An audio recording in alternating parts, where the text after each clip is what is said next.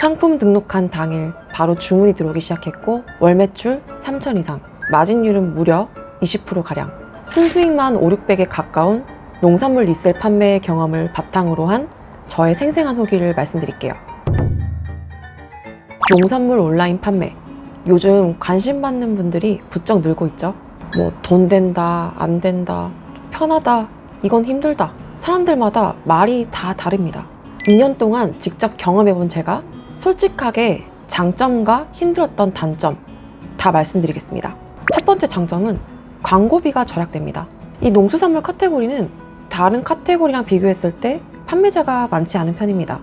그렇기 때문에 초보자가 상품을 등록하고도 다음날 바로 반응이 올 수 있었던 건데요. 다른 카테고리라면 반응이 오기까지 시간이 꽤 걸리거나 아니면 광고를 돌려야 상위에 노출이 돼서 판매가 빨리 됐을 텐데, 농수산물 같은 경우는 광고를 하지 않아도 상품 자체가 많이 올라와 있지 않기 때문에 노출이 잘 되는 거죠. 여기서 꿀팁 하나 알려드릴게요. 로켓 프레쉬에 도배되어 있는 상품은 조금 피하시는 건데요. 그런 상품들만 조금 피해서 판매를 한다면 굳이 광고비를 들여서 노출시키지 않아도 충분히 판매가 잘 나옵니다. 광고비가 절약이 되니까 또 효율과 마진은 당연히 높아지겠죠. 쿠팡 같은 경우는 광고 파워가 정말 상당한데요. 광고하지 않아도 물건이 잘 팔린다. 이거는 농수산물의 굉장한 메리트라고 볼 수 있습니다. 두 번째, 마진율이 높습니다. 마진율이 높다는 것도 상당한 장점인데요. 농수산물은 평균 객단가가 높은 편이라 마진도 굉장히 높은 편입니다. 저도 앞서 20%라고 소개는 해드렸는데 최대로 많이 내봤던 순수익은 30% 정도였거든요. 조금 안 좋은 시기라고 하더라도 정말 못해도 세금 다 떼고 20% 정도는 되기 때문에 판매 수량 대비 버는 돈이 정말 많아서 일도 정말 수월하고요. 남는 것도 많습니다. 저희 이전 영상에 농산물 마진이 40~50% 나오는 대표님 인터뷰 영상이 있으니까요. 관심 있으신 분들은 제가 아래에 링크 걸어두었으니까 영상 참고하시면 많은 도움 되실 겁니다. 세 번째는 소싱이 정말 쉽고 편해요. 온라인에서 판매하는 일을 하다 보면 소싱하는 게 좀 상당한 일이거든요. 에너지도 상당하게 소모가 되고 머리도 써야 되고 또 전략적으로 가야 되고 정말 쉽지 않습니다. 소싱을 하기 위해서 저희가 많은 에너지를 또 소모해야 되고 경쟁자 없는 걸 또 찾아야 되고 또 가격도 신경 써야 되고 정말 할 일이 많습니다. 그래서 매번 어떤 상품을 소싱할지 그걸 찾느라고 머리 쓰고 시간 보내고 그러는데, 농수산물은 소싱이 정말 쉽고 편해서 좋아요. 예를 들어서 우리나라는 사계절이 확실하잖아요. 그래서 시즌별로 딱 일관성 있게 시즌 상품 흐름을 읽을 수 있어서 정말 편합니다. 다음엔 뭐 팔지? 이런 고민을 깊게 하지 않아도 이미 계획이 쫙 세워져 있다는 거죠. 제가 시즌별로 어떤 과일이 있는지 확인하는 방법 알려드릴게요. 아이템 스카우트를 통해서 작년 이맘때쯤으로 설정을 하시고, 저희가 지금 6월이니까 6월로 설정을 하겠습니다. 농산물 아이템을 발굴하게 되면 이렇게 키워드가 500개가 나오는데요. 지금 팔 수 있는 상품들을 너무나 쉽게 한눈에 쫙 볼 수가 있어서 지금 판매할 수 있는 것들을 정말 손쉽게 깔아둘 수 있어요. 또 상품들 웬만한 거 다 클릭해 보시면 그래프가 나오는데 딱 이제 이맘때쯤 시작해서 7월 말, 길게는 8월, 9월까지 팔 수 있는 상품들 저희가 이제 미리 확인해 보실 수 있으니까 이런 걸 보고 저희가 지금 상품을 올려도 될지 말아야 될지 그 기준을 이걸 보고 정할 수 있는 거죠. 또 제철 상품들은 1년 한 바퀴 돌고 내년 그리고 내후년에도 계속해서 팔 수 있잖아요. 그러니까 점점 시즌을 거듭할수록 상품 등록할 것도 줄어들고 관리도 엄청 수월해지는 거죠. 제철일 때랑 끝물일 때, 한창 수확 시기일 때 가격대가 조금씩 달라지는 부분들만 손 좀 봐주시면 등록이나 소싱 관련한 스트레스에서 벗어나실 수 있는 게 바로 농수산물이에요. 그리고 마지막, 부가세가 면세입니다. 매출이 우리 순수익은 아니기 때문에 저는 항상 매출이 내가 버는 돈이라고 생각해서는 안 되고 순수익이 얼만가, 그리고 거기서 떼가는 세금 얼마인가까지 좀 따져봐야 돼요. 나가는 돈 다 빼고도 내 손에 얼마가 순수하게 남느냐, 이게 진짜 내가 버는 돈이거든요. 그래서 매출이 1억이라고 제가 다 1억 버는 거 아닙니다. 이게 나갈 거 다 나가고 세금 계산 제대로 안 하시면 오히려 마이너스일 수 있어요. 그 매출 1,000만 원이라고 해도 내가 순수익률이 높아서 가져가는 돈이 더 많다면 1억 매출 내는 사람보다 더 잘 버는 겁니다. 더 똑똑하게 버는 거죠. 조금 극단적인 비교이긴 하지만 그만큼 좀 순수익이 중요하고 진짜 내가 버는 돈이라고 할 수 있는데요. 그러니까 매입 자금을 줄여야 되는 거예요. 그 중에서 부가가치세 정말 무시 못하죠. 만약 저희가 5천만 원을 번다고 하면 그 중에서 500만 원이 나가는 게 바로 부가가치세예요. 그런데 이 농수산물 카테고리가 정말 좋은 게 이게 면세 대상입니다. 그러니까 저희가 부가세를 안 내도 돼요. 신고는 당연히 하셔야 되고요. 저도 사업을 시작한 첫 해는 사실 뭐 세금이 뭐가 뭔지도 몰라서 크게 와닿진 않았어요. 근데 세금을 제가 직접 몇 번을 내보다 보니까 와 진짜 몇백에서 몇천까지도 세금 감면이 될 수 있다는 게 너무 감사하더라고요. 돈을 오히려 더 벌어간다는 느낌도 있고요. 이런 포인트들이 순수익을 높여주는 아주 중요한 요소입니다. 그래서 여기까지의 장점을 좀 말씀드렸는데요.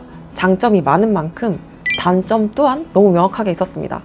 그래서 사실 좀 솔직하게 말씀을 드릴게요. 첫 번째, 수확 시기가 짧아서 좀 타이밍이 중요해요. 좀 제철 상품들의 경우는 하루에도 주문이 진짜 물밀듯이 쏟아지게 되거든요. 참고로 광고 안 써도 그렇게 됩니다. 그런데 이게 농수산물은 판매할 수 있는 시기가 딱 한정되어 있기 때문에 타이밍이 중요합니다. 단기간에 내가 물량을 빠르게 잘 쳐낼 수 있는가, 이 능력이 좀 중요한데요. 이걸 좀 몇 번 하시다 보면은 점점 노하우가 생기겠지만 좀 물 들어올 때 타이밍 맞춰서 좀 빠르게 노를 젓는다는 생각으로 판매할 수 있는 시기에 빠르게 진행을 하고 꾸준하게 소싱을 한다면 좀 단점을 잘 극복하실 수 있어요. 그래도 좀 찔끔찔끔 들어오는 다른 어떤 이제 도매 상품이나 생활용품들 남들 다 파는 거 그런 거보다는 차라리 주문 많이 들어오는 게 좋잖아요. 그리고 이게 조금 판매가 좀 빨리 끝나는 것 같아서 좀 아쉬울 수 있는데요. 제가 말씀드렸잖아요. 농산물은 한번 올려놓으면 대신 내년에도 다시 팔 수 있다는 거. 상품 등록에 대한 업무가 점점 줄어들 거라는 거. 이런 관점으로 보면 또 장점이 될 수 있기 때문에 상품을 미리 많이 깔아두시는 게 좋아요. 두 번째 단점은 아무래도 이거 대표님들이 많이 예상하셨을 거예요. CS가 조금 번거로워요. 농수산물은 아무래도 좀 생물이다 보니까 CS가 조금 번거로울 수 있는데요. 아무래도 이거 먹는 음식이기 때문에 신선도가 매우 중요하고요. 공장에서 똑같이 찍어낸 생산된 제품이 아니기 때문에 하나하나마다 다 달라서 일정한 품질을 유지하는 것도 쉽지 않습니다. 사실 이거는 개인에 따라서 만족도가 달라지기 때문에 어떤 사람이 만족하는 상품도 어떤 사람은 불만족스러워 할 수 있는데요. 또 소비자 구매 연령층이 좀 약간 높은 편이라서 CS 응대도 사실 쉽지 않은 편이고요. 이게 초보 셀러분들이라면 좀 많이 힘드실 수도 있는데 근데 이것도 경험이 쌓이면 극복하게 됩니다. 이제 미리 대응책들을 좀 준비해 두시면 되는데요. 조금 상세 페이지에 좀 상세하게 반품이나 교환에 대해서 안내를 해놓는 방법이 있고요. 고객 문의나 항의에 대해서 어떻게 대처해야 될지 항목별로 질문을 다 정리해서 그거에 따른 모범적인 답변을 미리 준비해두고 응대하는 방법도 있습니다. 그래서 사실 연령대가 높기 때문에 저희가 좋은 점은 고객 응대만 좀 친절하게 잘하고 협의만 잘 이루어지면 반품률 정말 많이 낮출 수 있어요. 그래서 어떻게 하면 고객과 원활하게 소통을 할 수 있을지를 조금만 더 고민해 보시면 좋을 것 같습니다. 사실 그래도 걱정하실까봐 제가 조금 더 말씀을 드릴게요. 보통 농산물의 반품 원인의 대부분은 품질 저하 문제가 많기 때문에 이 부분은 고객에게 양해를 구해서 좀 증빙 사진만 좀 잘 받아서 업체에 제출하면 웬만하면 깔끔하게 다 반품이 이루어지기 때문에 조금 번거롭다 뿐이지 사실 문제가 되거나 어려운 건 없어요. 그러면 단순 변심에 의한 반품은 어쩌냐라고 하시는데 농산물은 단순 변심이나 약간의 품질 저하 문제로 반품 주시는 경우는 생각보다 많이 없었습니다. 여러분들 교란 박스 사시면 또 먹다가 보면은 좀 중간중간이나 밑에 썩어 있는 거 몇 개 발견하신 적 있으시죠? 근데 그거 발견했다고 판매자에게 반품 일일이 다 하시나요? 사실 귀찮거든요. 그냥 있는 거 그냥 그대로 먹고 싶고 웬만하면 그냥 그 부분 대부분 다 걷어내고 드시잖아요. 그리고 사실 보통의 사람이라면 이미 먹은 거 반품 안 된다고 생각을 좀 자연스럽게 인지를 해주시기 때문에 그래서 조금 확실한 품질 저하가 아닌 이상은 반품은 오히려 저는 이제 화장품보다 더 안 받아본 것 같아요. 이것도 한 번이 어렵지 두 번, 세 번 하다 보면 나중에 눈 감고 처리하게 돼요. 요령만 조금 익히시면 쉽습니다.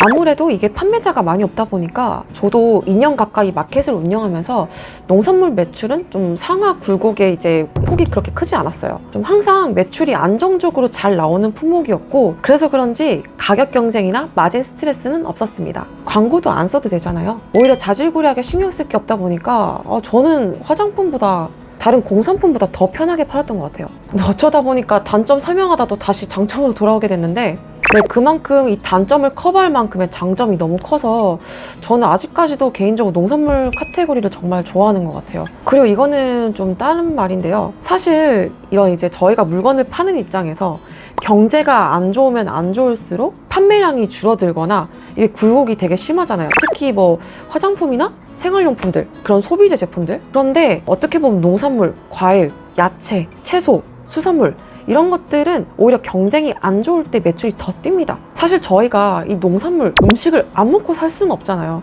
오히려 경제가 안 좋을 땐 집에서 해서 드시는 경우가 많기 때문에 더 이제 판매량이 많아지고요. 그렇기 때문에 저는 경제가 안 좋을 때도 화장품 매출은 좀 약간 주춤했을 수는 있어도 농산물 매출은 오히려 더 뛰거나 어느 정도 궤도에서 크게 내려가진 않았던 것 같아요.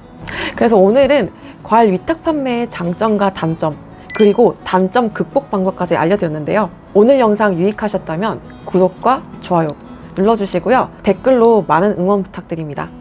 감사합니다.